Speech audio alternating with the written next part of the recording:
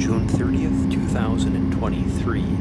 One of the longest days of the year, and we have an Air Canada 777 taxiing at Montreal Trudeau International Airport just as the sun is about to set.